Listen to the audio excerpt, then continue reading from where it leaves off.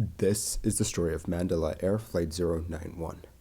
On the 5th of September 2005, a Boeing 737-200 was to fly from Polonia International Airport in Medan to Soekarno Hatta International Airport in Indonesia. This would be the second flight of the day for the crew. They had flown the plane in from Soekarno Hatta International Airport earlier on in the day. With all the paperwork in order, the crew started the engines and pushed back from the gate and made their way towards runway 23 via taxiway Alpha. Within minutes, they were at the runway and the controllers were telling the pilots what they had to do after they took off. It was the standard stuff. They had to fly the runway heading, then turn left to 120 degrees, and then maintain 1,500 feet. And then the 737 was ready to go. The plane started down the runway. As the plane picked up speed, onlookers noticed that this takeoff was not like any of the other takeoffs that they had seen. The plane was starting to run out of runway, and the nose hadn't even lifted off yet. Something was very wrong with this takeoff, and the people watched on in horror. The tail of the plane was now scraping along the runway. The plane then lifted off, but it wasn't out of the woods yet. It looked unstable. The plane was rolling from side to side. Flight 091 was fighting to stay airborne, but it was a losing battle. The left wing of the plane then crashed into a building, and the jet with 117 people on board burst into flames.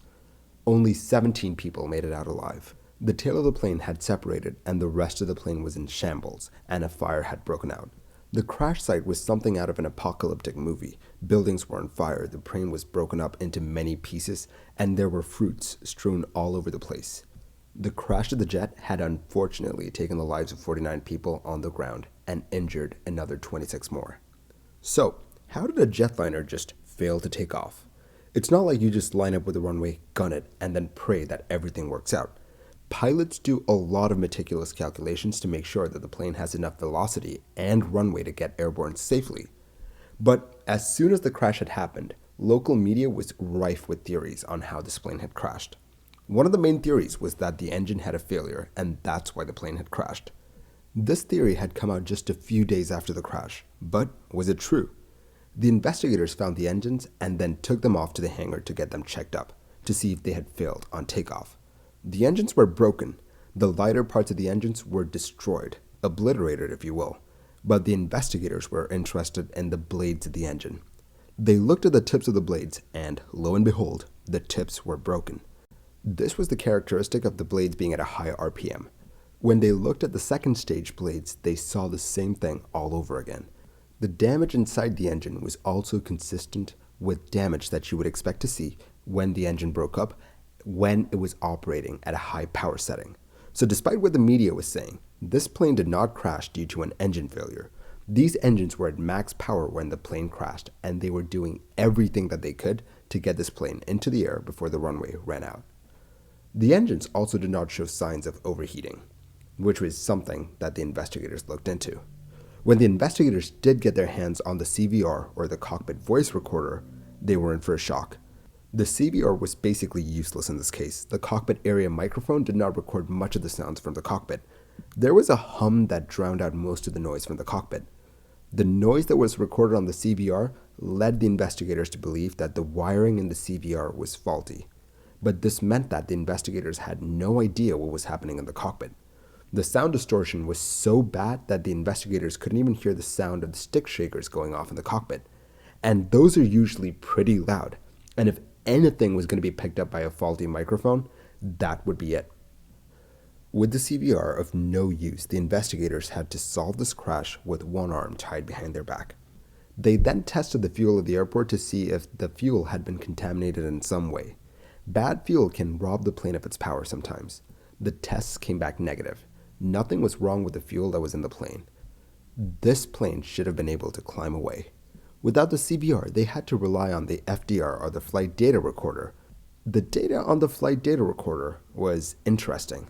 The performance of the plane was perfectly fine till the plane lifted off, and then it struggled to climb. This is backed up by the marks in the runway. The end of the runway was marred by silver streaks from where the tail struck the runway when the plane was trying to take off. They got to know that the nose was up at 13 degrees of pitch, but even then the plane was not able to take off. That is when another idea started to take form. What if the plane was loaded up too heavily? 2 days after the crash of Mandala Flight 091, the head of the NTSC, or the National Transportation Safety Committee, said that the plane was carrying about 2 tons of durians.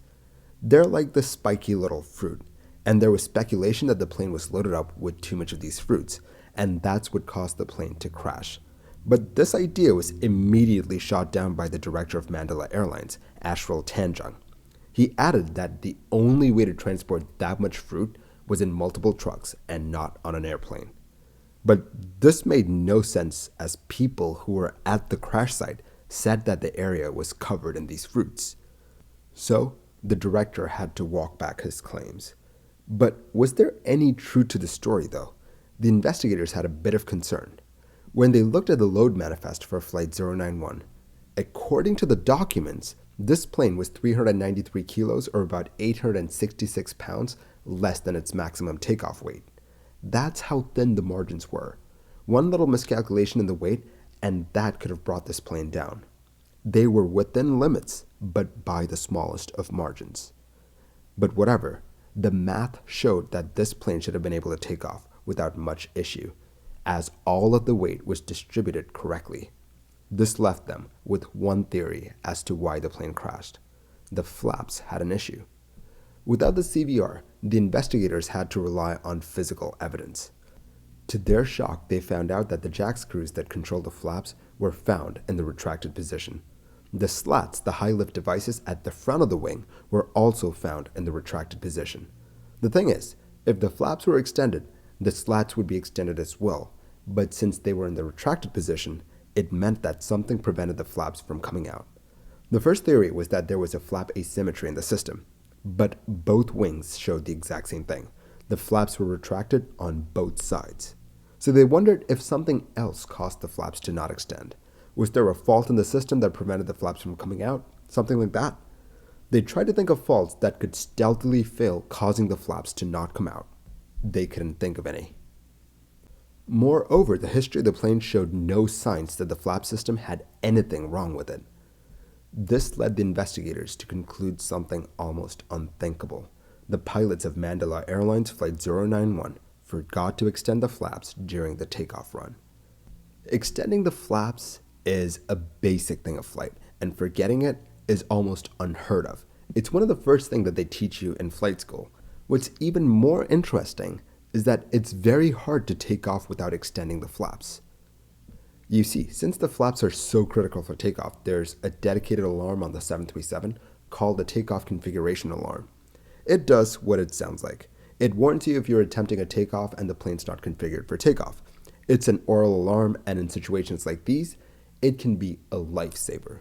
So the question is, how did the pilots not hear the alarm on their takeoff run? This is where the bad CVR became a problem. Knowing if the pilots heard the takeoff configuration warning was of paramount importance, so they tried to filter out the hum of the recording in an attempt to just clean it up a bit, to get any information from it. They were able to get a few cockpit sounds from the recording, but there was nothing of value there. They couldn't even hear the pilot speaking, to the extent where they didn't even know who was in control of the plane when the takeoff was initiated. But they did not hear the takeoff configuration alarm. There's really no way for us to know if the alarm actually sounded.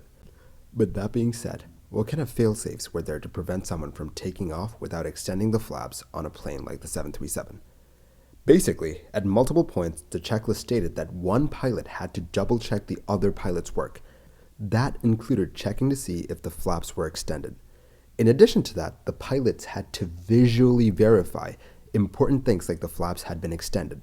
Looking at the taxi of Flight 091, they saw that the plane held short of the runway for a few minutes, and that would have given the pilots enough time to check and double-check if they had extended the flaps. But yet for some reason, that mistake went unnoticed. The investigators theorized that something must have interrupted the pilots as they were prepping for takeoff. But alas, we'll never know, as the CVR never recorded what happened in the cockpit on that fateful day. Why do you think the pilots never extended the flaps in the first place? Let me know your thoughts in the comments below. If there are any other lesser-known incidents of pilots taking off without extending the flaps, I'd like to hear about that as well. Always on the lookout for new stories to tell. Thank you for watching this episode of Mini Air Crash Investigation. If you like the videos that I make, do consider liking and subscribing. It will really help the channel grow. I will see you guys next time. Stay safe.